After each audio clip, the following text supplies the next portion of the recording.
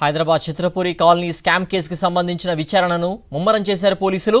ఇప్పటికే society president Vallabhaneni అనిల్ను 2 రోజుల కస్టడీకి కోర్టు అనుమతించడంతో పోలీసులు అతన్ని అదుపులోకి తీసుకుని విచారిస్తున్నారు. చిత్రపురిలో ఫ్లాట్స్ ఇప్పిస్తామంటూ 160 మంది వద్ద సొసైటీ కోట్ల రూపాయలు వసూలు చేసింది. అయితే ఆ డబ్బులు లెక్కల్లోకి రాకుండా ఎక్కడికి వెళ్లాయనే కోణంలో విచారణ చేస్తున్నారు. ఒకే ఫ్లాట్ను 2-3కి కేటాయించడంతో డబ్బులు కట్టిన బాధితులు 20 ఏళ్లుగా ఫైట్ చేస్తున్నారు. ఈ వ్యవహారంలో డబ్బులు చేతులు మారినట్లు తేలడంతో ఈ స్కామ్లో మిగతా సభ్యుల పాత్రపైన పోలీసులు దర్యాప్తు జరుపుతున్నారు. వల్లభనేని అనిల్ నుంచి మరిన్ని వివరాలను రాబట్టే విధంగా విచారణ జరుపుతున్నారు పోలీసులు.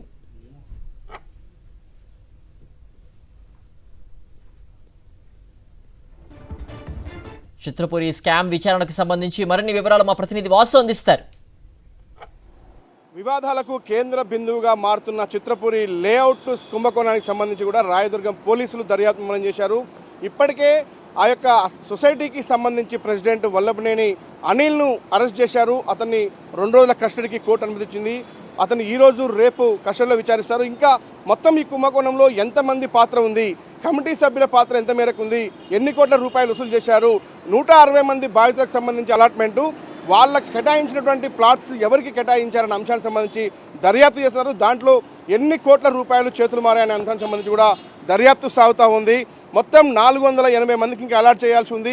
అందరి దగ్గర నుంచి డబ్బులు వసూలు చేశారు. దాదాపు 20 సంవత్సరాలుగా చిత్రపురి లేఅవుట్ కేసు కొనసాగుతున్న నేపథ్యం కనిపిస్తుంది. తాజా ప్రభుత్వం మారినాక కూడా గతంలో 4 కేసులు నమోదైతే తాజాగా రాయదుర్గం పోలీస్ స్టేషన్లో మరో 3 కేసులు నమోదయ్యాయి. ప్రస్తుతం ఆ సొసైటీ ప్రెసిడెంట్ వల్లభనేని అనిల్ని ఇప్పటికే అరెస్ట్ చేసిన నేపథ్యం కనిపిస్తూ ఉంది. కాబట్టి మరికొంతమంది అరెస్టుకు సంబంధించి రంగం సిద్ధమవుతోంది.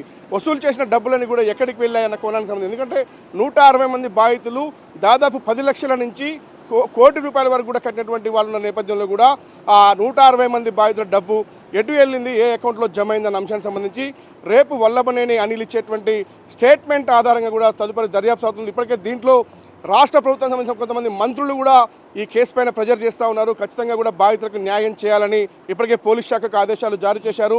ఇది సైబరాబాద్ కమిషనర్ అవినాష్ మహంతి చాలా దగ్గర నుండి కూడా మానిటరింగ్ చేస్తున్న కేసు. ఎందుకంటే గత ప్రభుత్వాలకు సంబంధించి ఎవరు కూడా బాధితులకు న్యాయం చేయలేకపోయారు. ఎందుకంటే ప్రైమ్ లొకేషన్లో ఈరోజు గజం ₹1,00,000 నడుస్తున్న ఏరియాకు సంబంధించి దాదాపు 67 ఎకరాల భూమి, ఇది కొన్ని వేల కోట్ల రూపాయల కుంభకోణంగా ప్రస్తుతం అయితే బాధితులు భావిస్తున్నారు. కాబట్టి దీంట్లో సమగ్ర విచారణ జరిపి బాధితులకు న్యాయం చేయాలని డిమాండ్ వినిపిస్తున్న నేపథ్యంలో కూడా ఇది సెన్సేషనల్గా మారింది.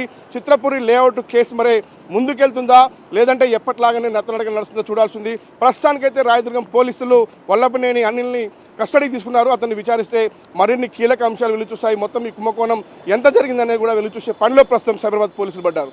వీడియో వాసుదేవ్ రెడ్డి, సాక్షి న్యూస్, హైదరాబాద్.